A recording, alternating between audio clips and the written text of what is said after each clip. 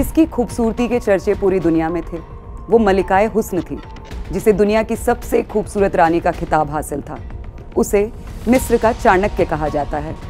एक ऐसी महिला शासक जिसकी खूबसूरती और बुद्धिमत्ता दोनों के चर्चे आज भी किए जाते हैं, जिसने अकेले अपने दम पर इजिप्ट पर राज किया।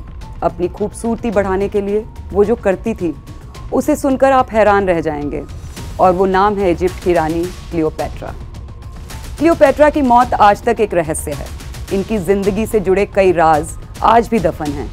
इतिहास में ऐसी कई ताकतवर महिलाएं रह चुकी, जिन्होंने अपनी ताकत का लोहा मनवाया और सत्ता शासन के जरिए शानदार मिसाल कायम की। इन्हीं में से एक थी क्लियोपैट्रा।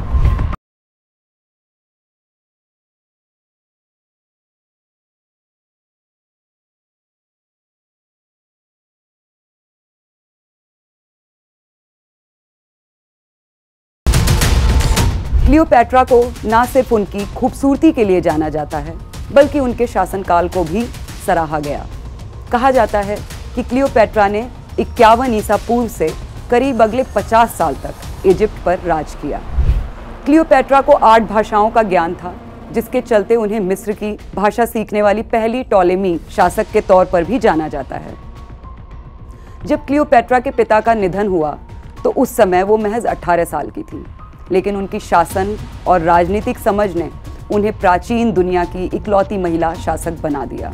सबसे दिलचस्प बात यह है कि क्लियोपैट्रा किसी भी सीक्रेट को जानने के लिए पुरुषों को अपना शिकार बनाती थी और उनसे अवैध संबंध बनाकर उनके सारे राज जान लेती थी।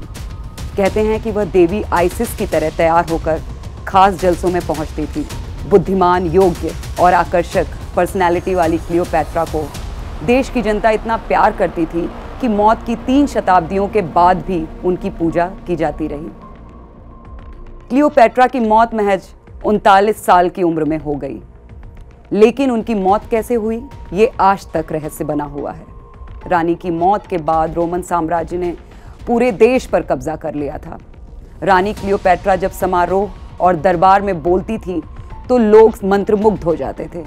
इतिहास के पन्नों में दर्ज उनका शासनकाल इस बात का सबूत है कि वह सिर्फ एक खूबसूरत और आकर्षक रानी ही नहीं थी, बल्कि अपनी चतुराई के लिए भी जानी जाती थी।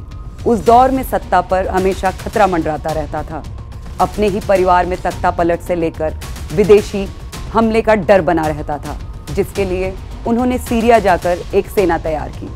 मौत के बाद उन्हें उनके प्रेमी मार्क एंटनी के साथ ही मकबरे में दफना दिया गया। क्लियोपैट्रा का मकबरा इजिप्ट की देवी के मंदिर के करीब था। इस मकबरे की खासियत ये थी कि उसमें बेशकीमती रत्न जड़े हुए थे।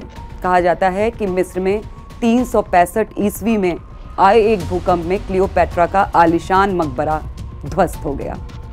क्लियोपैट्रा कहाँ से थी, पुख्ता तौर पर इसके ज़्यादा ऐतिहासिक प्रमाण नहीं हैं, लेकिन कुछ लोगों का मानना है कि वो मैसेडोनिया से थी, तो कुछ उन्हें अफ्रीका का बताते हैं, लेकिन क्लियोपैट्रा खुद को मिस्र का कहती थी। क्लियोपैट्रा पर कई हॉलीवुड की फिल्में भी बन चुकी हैं, लेकिन मिस्र की रानी क्लियोपैट्रा के बारे में जितनी कहानियां हैं, उससे कहीं ज़्यादा भ्रम भी हैं।